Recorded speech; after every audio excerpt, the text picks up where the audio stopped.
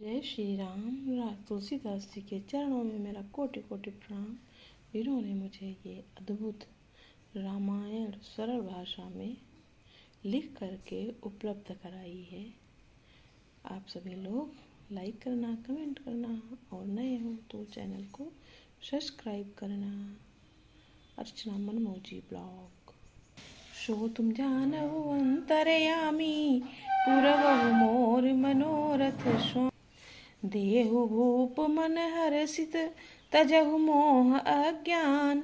धर्म सुजस प्रभु तुमको, इनका अति कल्याण। सो तुम जानहु अंतरयामी, पुरवहु मोर मनोरथ स्वामी। सुनि राजा अति अप्रिय वाणी, हृदय कंप मुख दुति कमुलानी। चौथे पन पायो सुतचारी, विप्र बचन नहीं कहो विचारी। मांगहु भूमि धेनु धन कोशा, सरबस देहु आजु सहरोषा। देह प्राण ते प्रिय कछु नाही, सो मुनि देहु निमिष एक माही। सब सुत प्रिय मोहि प्राण किनाई, राम देत नहीं बनय गोसाई। कहा निश्चर यति घोर कठोरा, कहा सुंदर सुत परम किशोरा।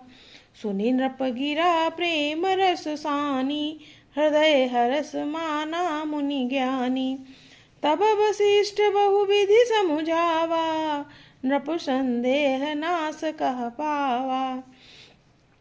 अति आदर दो तनय बुलाए, हृदय लाई बहु भांति सिखाए। मेरे प्राणनाथ सुत दो, तुम मुनि पिता आन नहीं को। सो तुम जानहु अंतरयामी, पुरवहु मोर मनोरथ स्वामी। सौंपे भूप ऋषि सुत, बहुविधि देहि आशीष। जननी भवन गए प्रभु, चले नाहि पद शीस।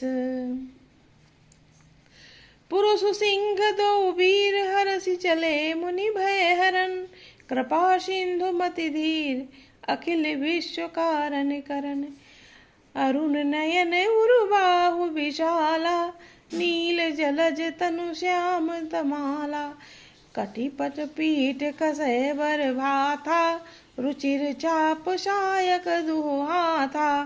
श्याम गौर सुंदर दो भाई, विश्वामित्र महानिधि पाई।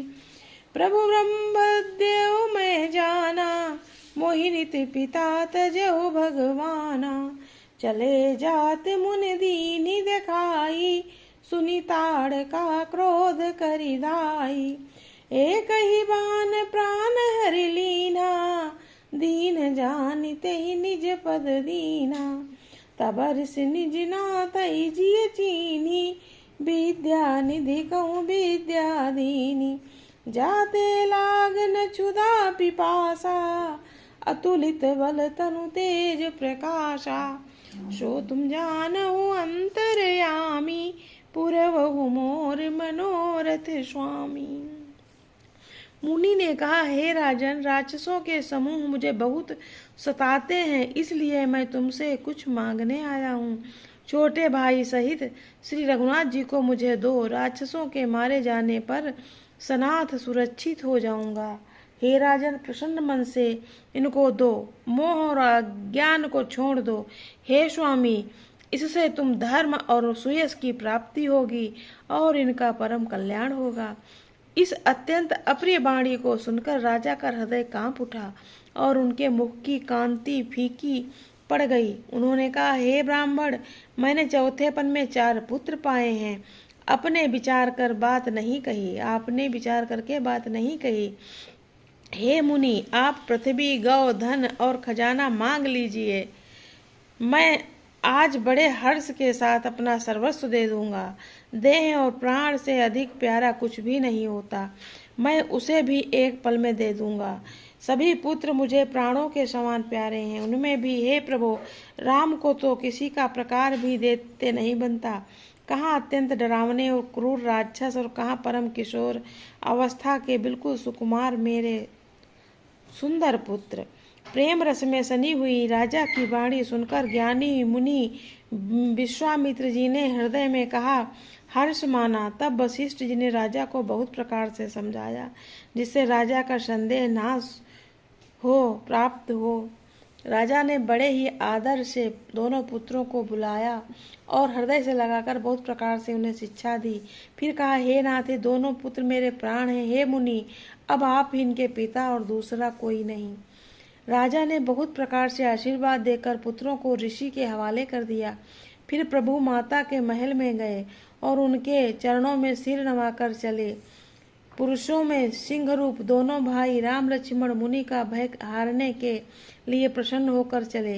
वे कृपा के समुद्र, धीर बुद्धि और संपूर्ण विश्व के कारण हैं। भगवान के लाल नेत्र और चौड़ी छाती और विशाल भुजाएं हैं।